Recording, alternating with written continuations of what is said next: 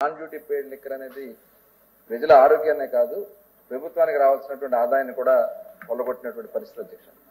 ఎందుకంటే ట్యాక్సెస్ రూపేణా మన ప్రభుత్వానికి ప్రజలకు అందాల్సినటువంటి డబ్బుల్ని కొంతమంది దళారులు గత ప్రభుత్వ సమయంలో కానీ కొన్ని చోట్ల జరిగినటువంటి సందర్భాలు ఉన్నాయి అధ్యక్ష. ప్రధానంగా వాళ్ళు ఆ రకంగా షిఫ్ట్ కారణం కూడా లాస్ట్ టైం ఒక ప్రశ్న సమాధానం చెప్పడం జరిగింది అధ్యక్ష. ప్రధానంగా ఏంటంటే ఆనాడు ఉన్నటువంటి పాలసీ వల్ల ఆ మద్యం విధానం వల్ల ప్రభుత్వ దుకాణాల్లోనేమో ప్రభుత్వ షాపులు పెట్టారు అధ్యక్ష.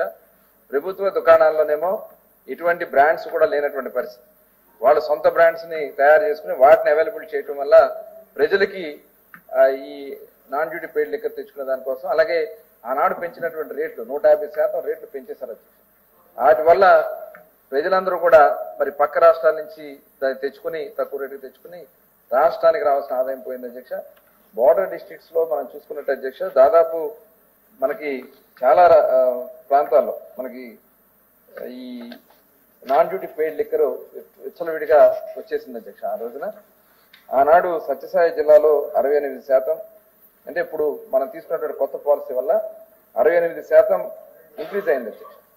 అట్లాగే చిత్తూరు జిల్లాలో 57%, అల్లూరు జిల్లాలో 54%, అనంతపురంలో 58%, శ్రీకాకుళం జిల్లాలో 16% అమ్మకాలు పెరిగినాయి అధ్యక్ష. కేవలం ఆనాడు ఆ ప్రభుత్వం తీసుకున్నటువంటి విధానాల వల్ల వాళ్ళు నష్టపోయారు.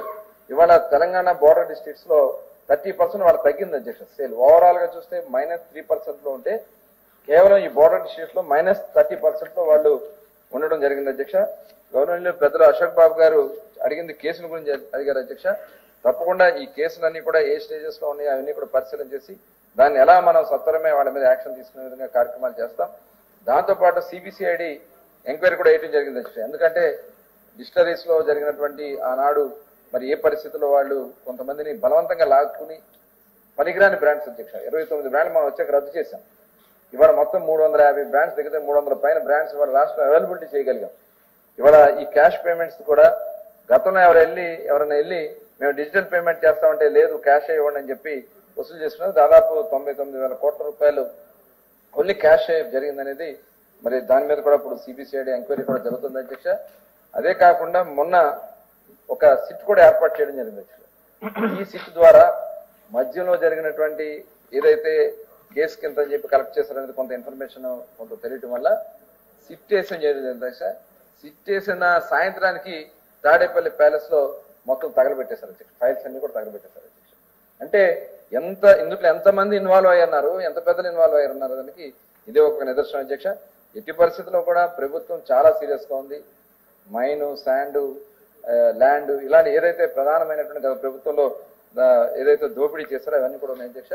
ఖచ్చితంగా ఈ ఎన్డీపీఎల్ కి సంబంధించి రాష్ట్రం ప్రజలు కూడా నష్టపోయారు, ఆరోగ్యం నష్టపోయారు. ఇవాళ దాని మీద సీరియస్ గా మేము సిబిసిఐడి ఎంక్వైరీ చేస్తున్నాం. వాళ్ళని ఎవరైనా సరే ఎంతటి వాళ్ళైనా సరే చర్యలు తీసుకోవడం జరుగుతుంది అధ్యక్ష.